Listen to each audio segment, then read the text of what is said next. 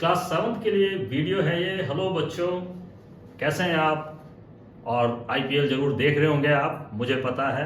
IPL बहुत ही last stage पे आ गया है और फाइनलिस्ट जो हैं 4 टीमें जो हैं वो सेलेक्ट भी हो गई हैं। ठीक है, तो मुझे लगता है कि कौन सी टीम आपकी फेवरेट है। हो सकता है सीएसके है ना, और जो भी टीमें हैं, मुंबई इंडियंस है। आईपीएल में पहला मैच स्टार्ट हुआ, चेन्नई सुपर किंग ने बैटिंग स्टार्ट करी।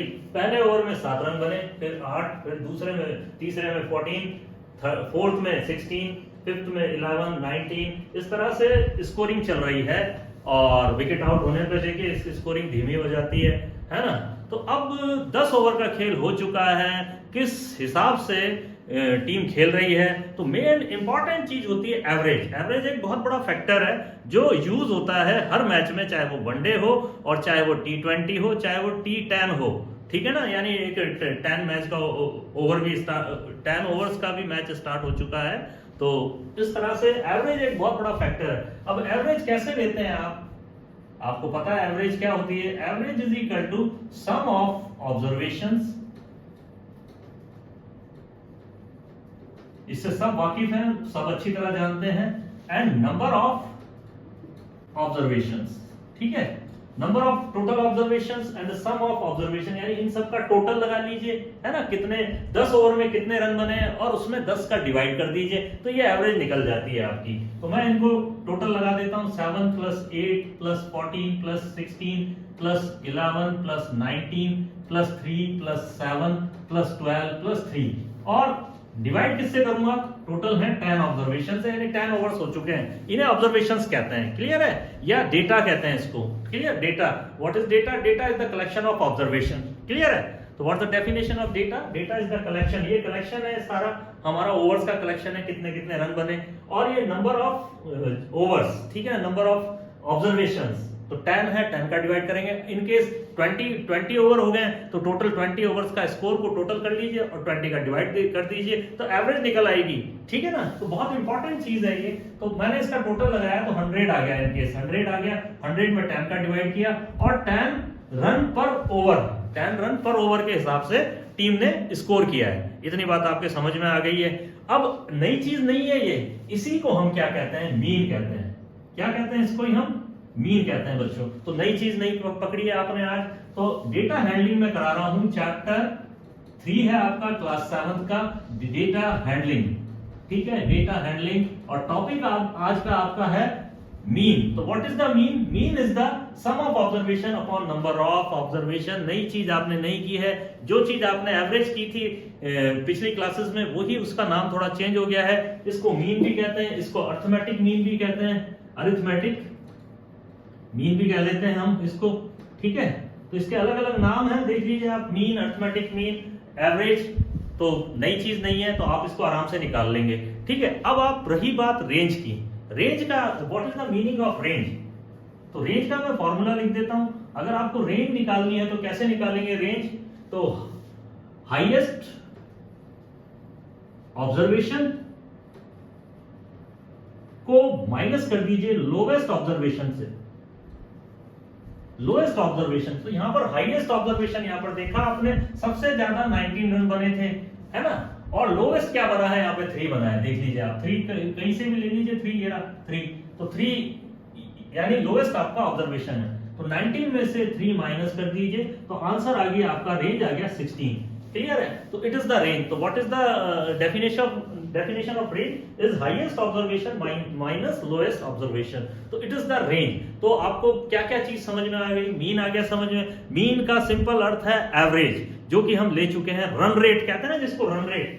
रन रेट आप आईपीएल से समझें इस चीज को, जैसे ही रन रेट है तो आज आपको समझ में आ जाना चाहिए कि सर ने आज क्लास में आपको मीन के बारे में बताया है। It is run rate. Run rate means average, average means mean means arithmetic mean. तो बहुत सारी चीजें मैंने आपको यहां बता दी है, लेकिन मतलब एक ही है। तो बच्चों ये आप सेट कर लें, दिमाग में सेट कर लें। एक्सरसाइज 3.1 का पहला क्वेश्चन है ये, पहला क्वेश्चन है, इस तरह से होगा।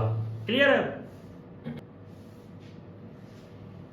तो बच्चों क्वेश्चन सेकंड में ले रहा हूं, देखिए पढ़ लें आप इसको। Organise class marks in tabular form. Tabular form का मतलब है टैली मार्क्स टेबल, जो कि आपने 6th क्लास में की है।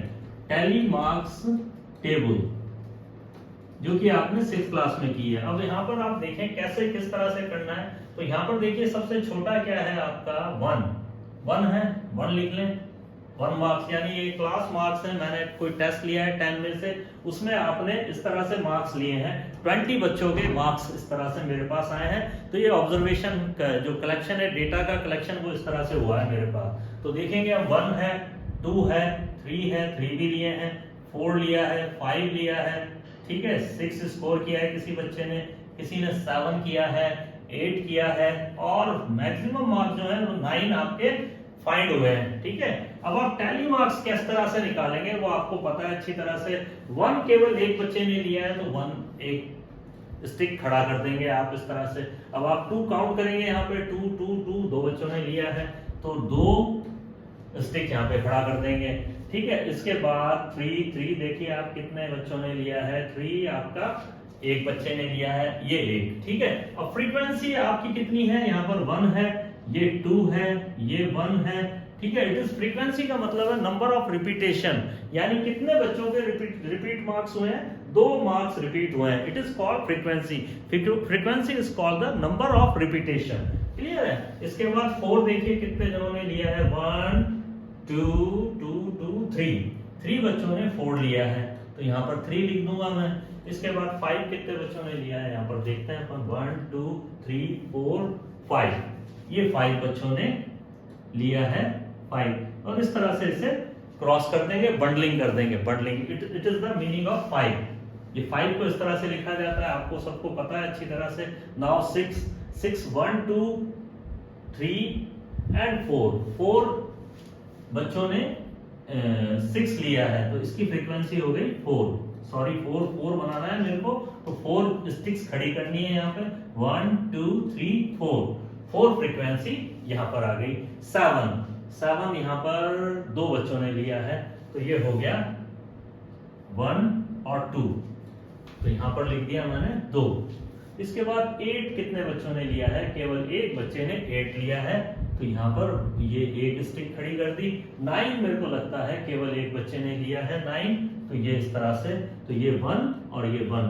अब इसका टोटल लगा लीजिए आप, कितना हो गया, 3 4 5 6 7 और 5 12 और 4 16 17 18 19 20। तो देखिए आपका ये 20 आ गया है, ये आपका पूरा 20 आ जाना चाहिए। अगर इसमें से एक भी मिस हो गया तो इसका मतलब है आपकी ये टैली मार्क्स टेबल गलत हो गई है।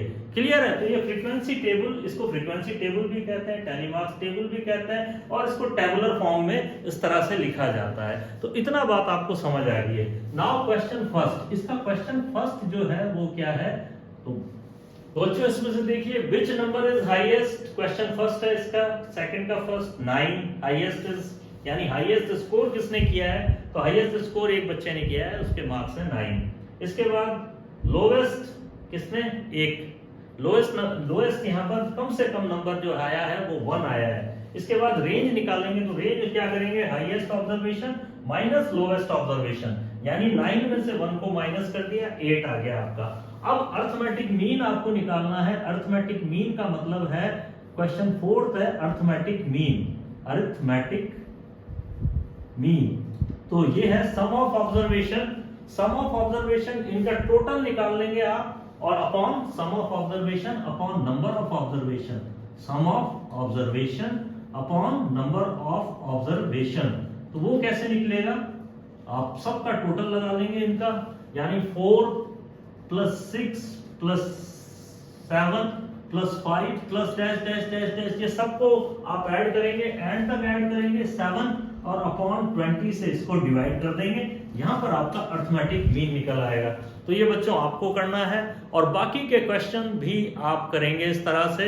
जो प्रॉब्लम आती है मेरे को कमेंट बॉक्स में लिखिए, मैं आपके प्रॉब्लम को सॉल्व करूंगा। कल मैं आपको मीडियन बताऊंगा, कल का टॉपिक आपका रहेगा मीडियन और मॉड। बहुत इजी है बच्चों, median and mod. What's the meaning of median and what's the meaning of mod? यहाँ पर मैं बता सकता हूँ मॉड यहाँ पर क्या आया है, 5 आया है, 5। ये देखिए यहाँ पर मॉड क्या है, 5 है।